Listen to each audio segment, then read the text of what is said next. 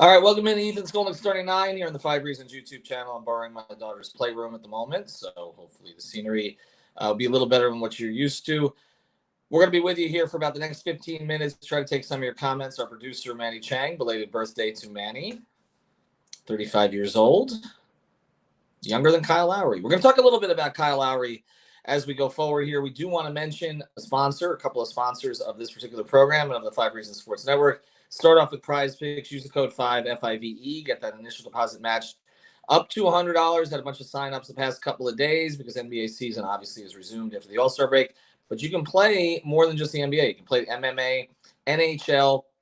All the sports are on there. When baseball starts up again, we're going to have a whole program telling you how to bet on baseball there, or play the fantasy props. 2, 3, 4, 5, 6 players together. You can download it from the Google Play Store, the Apple App Store, or PrizePicks.com. Make sure you're using our code, though. That's important. Keeps us in business. So we can keep providing content to you, but also it gives you that free money. And again, no rollovers. The money goes right in your account. You can play it right away. So check out Prize Picks. Use the code 5. Also, I want to mention Alt Pro Construction Builders. Alt Pro Construction Builders. You can find them on Instagram. They got a website that's coming soon. We always know that hurricane season in South Florida, it is around the corner. Make sure you get the storm windows and all that stuff. Alt Pro Construction Builders. Get your house protected now. Don't wait until June or July. Again, Manny's going to throw up that IG page, I know, any minute now, so you can find it. Alt Pro Construction Builders. Let me give you the phone number for Danny. It's 305-484-4429. That's 305-484-4429. Go to All Pro Construction Builders. Again, they service Miami-Dade, Monroe, and Broward counties. All right, let's get to it. The Miami Heat get blown out at home last night by the Philadelphia 76ers. They essentially split a 2-game set, win the game on the road when Joel Embiid plays, lose the game at home when Joel Embiid does not play, which basically sums up this entire season. It has been very, very frustrating. It is one step forward. It is one step back. That's pretty much the way that the season has played out. This is a 500 team. We've talked about that in terms of their net rating. And so they have to address the fact that they're not getting good enough play from an entire unit of the team. You look at last night, Bam and Jimmy made roughly 70% of their shots. They did not contribute in some of the other ways that we typically see them contribute. Defensively, the steals were not there. The rebounds really between the two of them were not there. I think Bam had 8 and Jimmy had 3. The assists were not there. They didn't play great floor games. I do not understand why Eric Spoelstra is limiting their minutes so much. They both had 15 minutes in the first half. In a game against a very good Eastern Conference team, even if that team did not have Embiid, you've had a day off. You're going to get another day off before your next set of back-to-backs. I don't understand why Jimmy and Bam are not playing 38 to 40 minutes a game at this stage. I don't. The Jimmy thing, now we see he had an issue with his knee again. That limited his minutes some of the second half. This is the same knee that he's had problems with. There's an IT band issue in there, and that's something that flares up on him quite a bit. Get to Aaron Andrews at this point to be lucky to finish with 44 wins to end the season. We're going to talk about that. Because this is trending as one of the most disappointing seasons of the past 20. But Jimmy, Bam, they were okay last night. They were okay. Okay. But the guard play is atrocious right now. It's really bad. And the thing is, it's bad across the board. It's not like one guy is struggling. Like before, it was like, okay, Kyle Lowry's $28 million. He's not playing up to his contract. Obviously, he's not going to play up to his contract. Obviously, he's been a huge disappointment. Now, another setback, apparently with a knee. I said 4 weeks ago, I didn't know how much he'd play for this team the rest of the season. Then there were the encouraging reports about some stuff that happened behind the scenes, that he was healing, but also the healing his relationship with the organization in terms of role and just commitment and all of that stuff. But, now it's March. He didn't play. We don't know when he's going to play. And so this creates opportunities for others, but literally no one has seized it. No one has seized it. Okay? Now, I'm going to talk about the most important guy last, but let's get to some of the others. Gabe Vincent has not been good enough. He just hasn't been good enough. Like, I want him to be good enough because I see the potential there for him to be a Mario Chalmers-like point guard with this mix, and they have a decision to make on him financially. but he just hasn't been good enough. I mean, it's not just the shooting. His defense over the past 5-6 games is not where we've expected it to be for him. I mean, that is what he supposedly brings to the table, is a point of attack defense, kind of this toughness, pretty good shooter when he has it on a roll. He's gotten better at some of the point guard things, even though they're not natural to him. He's been bad. Victor Oladipo, honestly, I don't know that Victor Oladipo's all that playable right now, but they don't have a choice. He made progress, but every time he's made progress, there's been an injury setback, and then he's got to bring himself back up to speed. And I was looking at some of the numbers today, okay? Now, it's not just about scoring. He's averaging 10 points a game. I don't care about the points per game number. The shooting percentages, like, he's good from one, like, distance on the floor. He's been good from 3 to 10 feet for whatever reason. I don't know. He's at 60% there. That's really good.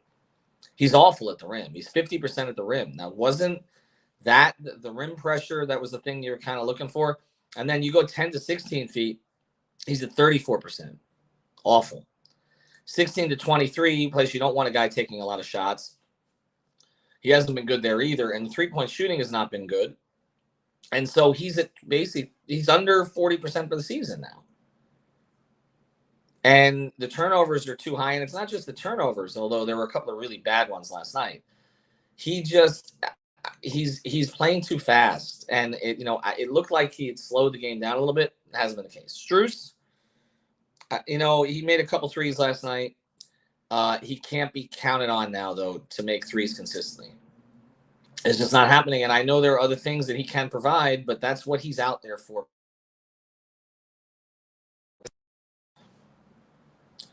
So that's been an issue. But then you go beyond that, and let's get to the real problem here. The expectation game for Tyler Herro has changed. Okay?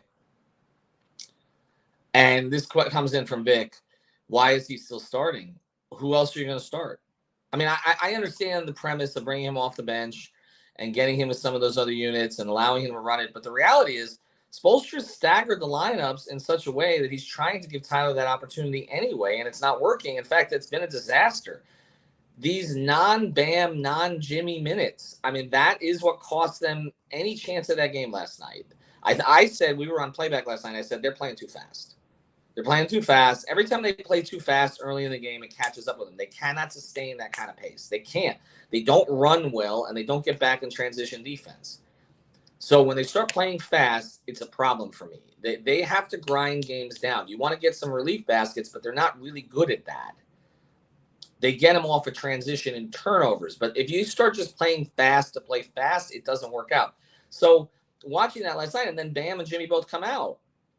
Well, I understand. Like, Erik Spoelstra's coached a bunch of different teams very, very successfully here.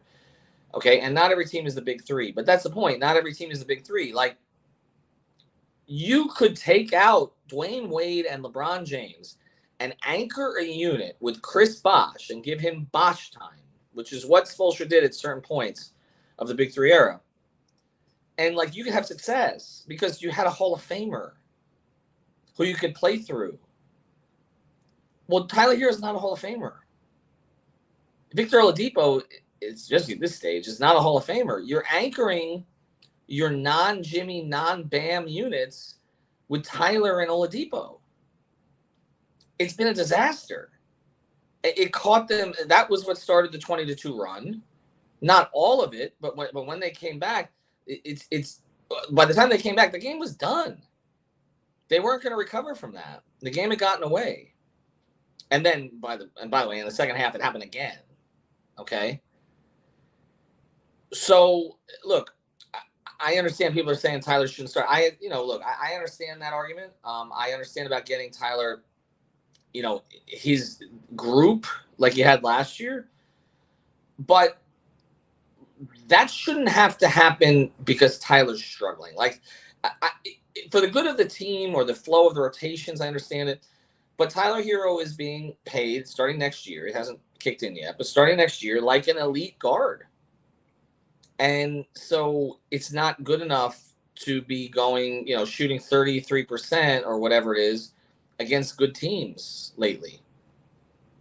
There's a stat, too, that, Simon Smith put out there again today. Their record when Tyler takes 15 field goals or more versus when he doesn't. And their record is significantly better when he shoots less. All of these metrics point to the fact that a lot of this stuff, and again, he carried them in a couple of games where nobody else could get it going. So this is not all on Tyler. I'm trying to make that clear. But for the Miami Heat teams in the past, okay, the third guy has mattered a lot.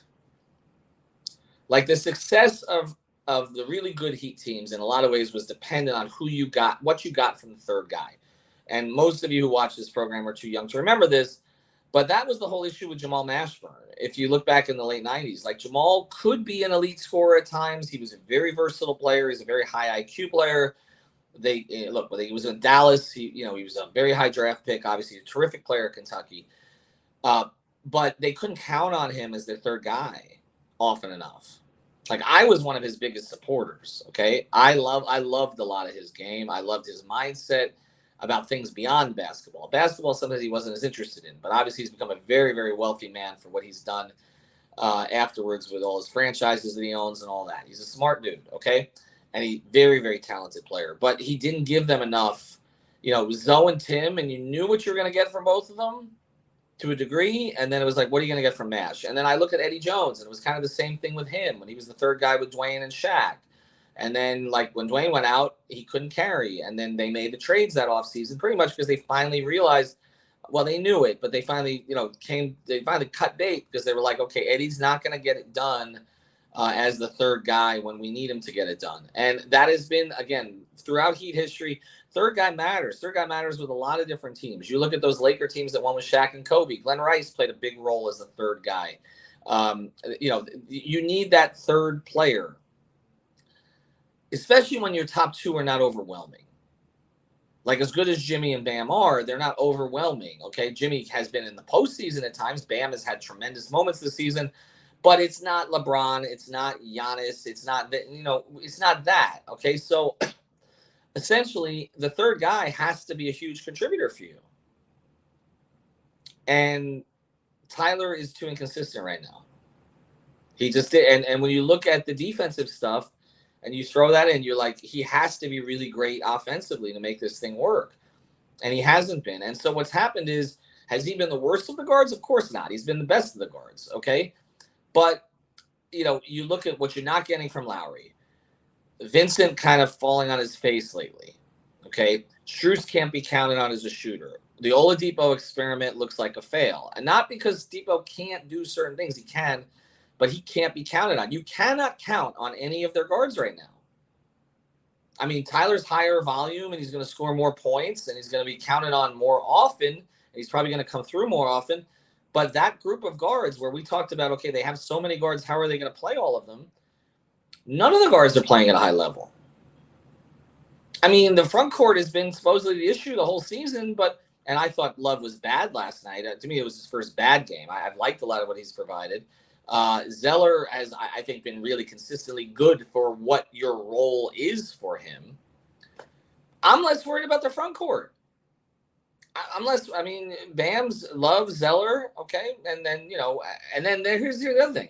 Caleb Martin's your swing guy. I loved what he tried to provide for you, out of position. I thought going back to the bench would be a great thing for him. He looked more comfortable as the starter at the 4. Last night, in 11 minutes in the first half, he had no points, no rebounds, no assists, 1 shot, 1 turnover, 1 block, minus 20. So, your reserve swingman has been bad. You can't win consistently like this when you're struggling to get to 100. I don't care what era you're in, okay? And I know we talk about net rating and points per game not mattering anymore. The net rating is atrocious too. Okay, just because they don't play at a fast pace most of the time doesn't mean that – all the metrics are bad. All the metrics are bad offensively. And this was a team that was supposed to lean into offense this year. So I guess what I would say is I don't think it's hopeless, but I can't count on their guards. You can't count on their guards. Eric Spoelstra can't count on their guards. And really, we're looking at a situation where this offseason, and Greg has talked about this. We've talked about this on 5 on the Floor. They may replace all the guards, all of them. I mean, Max and Gabe don't have to be re-signed. There's a reason to do that, but it's going to have to come in at your prices. Kyle, we know they're trying to trade Kyle. Duncan Robinson, I didn't even mention him. And then, of course, there's Lowry. I'm not Lowry, excuse me. There's Herro. But to get an upgrade at all those guard spots, he's the guy that is going to be talked about again as being back on the block. Or not back on the block, but available in conversation. So we'll talk about this more as we go forward the rest of the week. They got a huge game Friday against the Knicks, whose guard play has been excellent.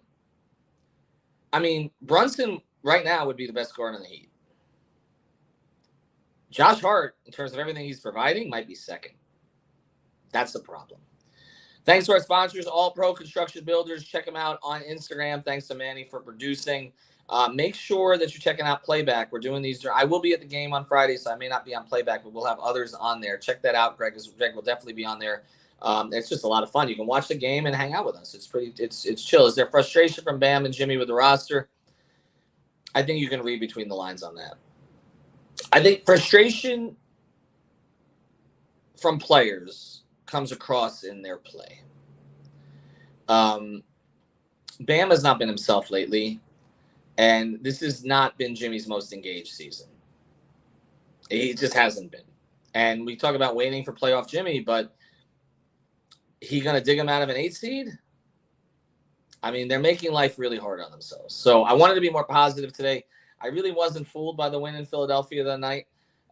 You cannot win in this league the way that it's structured with the no hand checking and the fact that it's so easy to score and everything. You cannot play in this league. You cannot win in this league without really, really good and consistent guard play. Guard play's been bad lately. Just been bad. Good morning. We'll talk to you tomorrow or on Monday here on Starting 9. Check out 5 on the Floor.